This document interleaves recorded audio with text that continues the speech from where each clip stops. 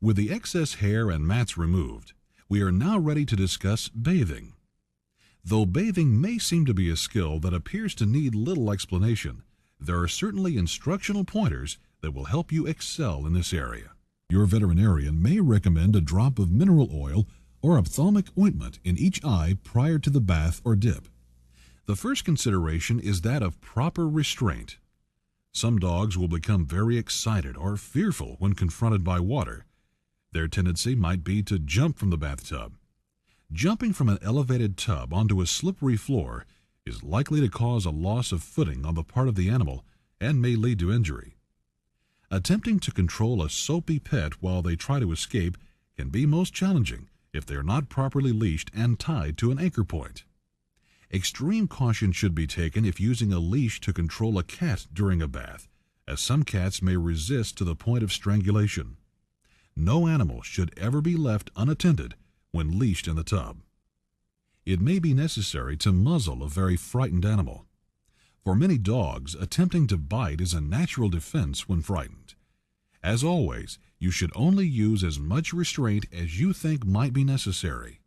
Over-restraining can lead to injury of the animal or increased excitement. You are now ready to begin the bath. Adjust the water to a comfortable lukewarm temperature prior to wetting the dog. Thoroughly wet the dog and turn off the water. Next, apply enough shampoo to create sufficient lather. The shampoo may be a general grooming shampoo or a medicated shampoo. The veterinarian will make the decision if a prescription medicated shampoo is to be used. Protective eyewear and an apron is recommended with every bath and dip. Gloves should be worn when dealing with medicated shampoos or dips. When using a medicated shampoo, always follow the prescribed recommendations printed on the bottle. Most medicated shampoos will require contact time with the skin. Unless specifically directed by your veterinarian, a medicated shampoo should be left on the pet for 5 to 10 minutes before thoroughly rinsing. When performing a flea bath with a medicated flea shampoo, consider starting the lathering process at the dog's head and work your way to the tail.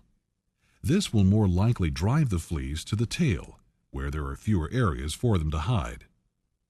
Flea shampoos are medicated shampoos and should remain in contact with the skin and fleas for 5 to 10 minutes prior to rinsing. They may then be thoroughly rinsed of all shampoo. Leaving unrinsed shampoo behind may lead to skin irritation on the dog or cat. Cats are bathed in a similar manner, but for a few changes. Controlling the cat during the bath becomes a greater challenge, as most cats dislike getting wet. Allowing them to grab onto a rack or stiff screen may prevent them from grabbing onto you. Keeping them out of pooled water will also improve your chances of not getting bit or scratched. And finally, a cat may be best controlled by firmly holding onto its scruff with one hand while bathing with the other. Once the bath and rinse are complete, the dog or cat should be towel dried to remove the bulk of the water present in the coat. Commercial cage dryers speed drying by circulating warm air around the pet.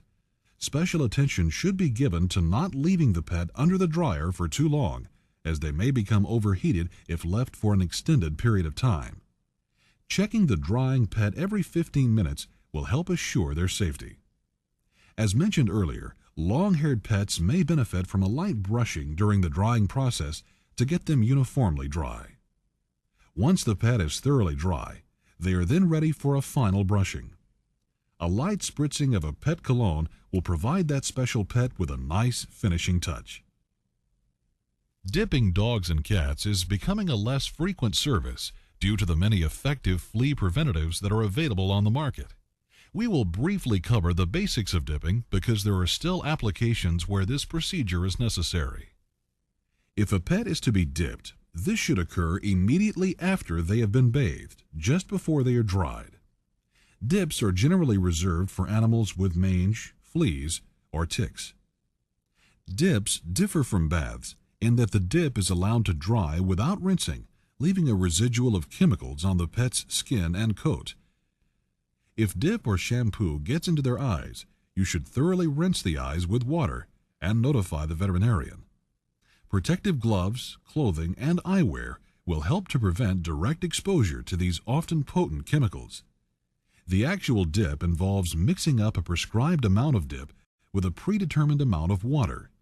This solution is poured or sponged onto the pet until they are thoroughly soaked. It is often beneficial to recirculate the dip back into a bucket or stopped-up tub until you are sure the coat is thoroughly soaked. The pet should not be rinsed but allowed to dry with some dip remaining on the skin and coat.